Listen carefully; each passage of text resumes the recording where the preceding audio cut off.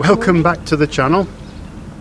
First task of 2021 is to mark out and plan the house, the container house. We're here at the plot, lovely sunny day.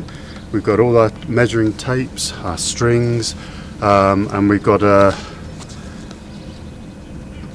little house and a little garage, and we're going to try and fit those on the best side of the plot. That's taking in consideration the sun for the solar panels, the view over towards St Bertrand de Comminges, and we'll see how it goes. I'm in charge of the wood picks. Hopefully. Okay, see you in a minute. We're mapping the drive every 2 meters along this line. We're taking the measurement of the driveway just to get some idea of the widths, because it does taper off slightly. As we're going along each 2 meters, I'm just making a note of the measurements so that Ian can plan this all out properly. So as Julie said, each 2 meters we're taking a parallel line. I should have brought another tape measure, but I've got a little bit of tape, and it's 2 meters long, and I'm taking it as best I can. That is 2 to there. I'm trying to take it to where the driveway is just about to dip off, because along here we'll have a gabions, a tiny mini gabion wall, and we'll try and reinforce this structure, so when we do park the car up here, we're sort of all going to tumble down. So that there is going to be 5 meters 20. Right.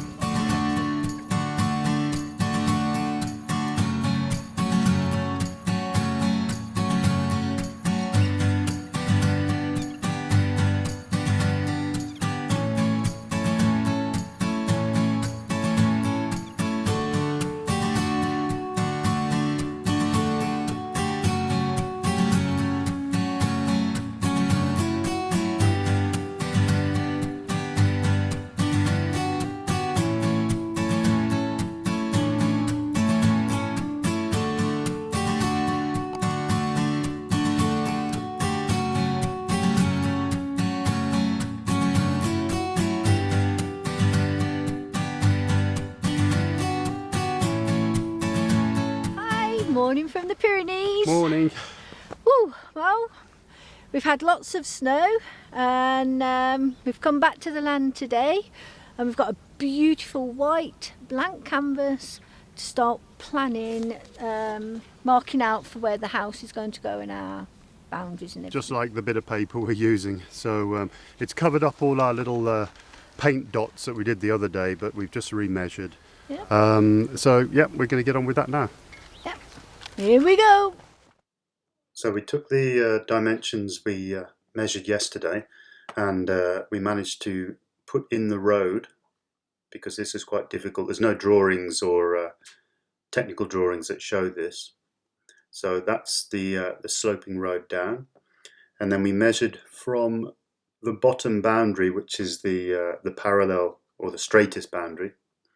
We're going to do it 9 meters from that boundary, parallel for the house.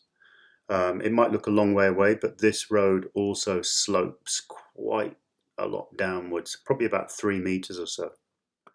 To place the house sort of centrally but not too far back, we've measured, we changed it actually afterwards, but to 16.5 meters from this point here, and it goes back to 25 meters here. And that makes it just in line with the house, our next door neighbour's house. So the garage here, which is a little bit faint, is going to be about 12 meters from the house at the bottom of the slope. And we're going to try and have the garage and the house at the same elevation level.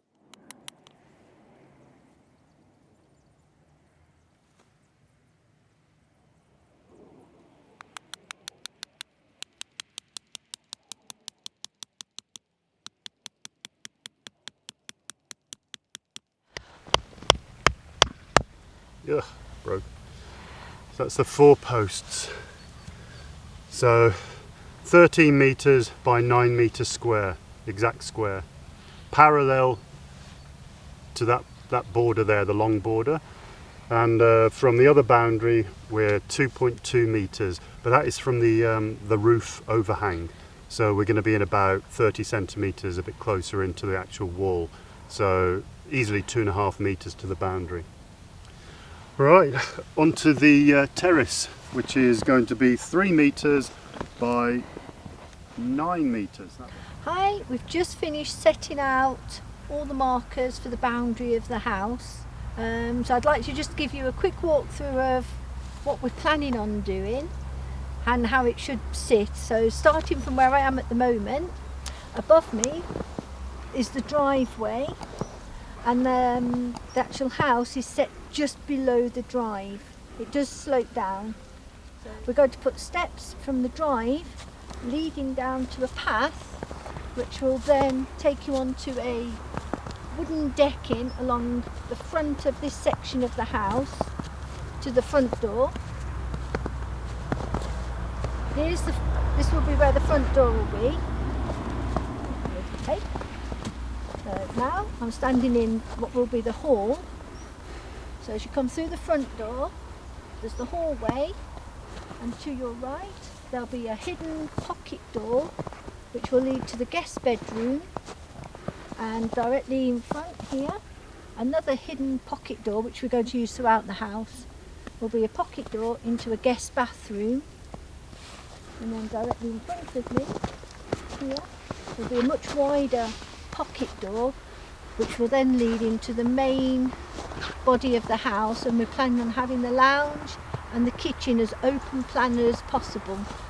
So I'm now in the main section of the house, and to my right this will be the lounge area, and we're going to have 2 large picture windows from the lounge so we can take full advantage of the views over to St Bertrand and Col de Tourmalet.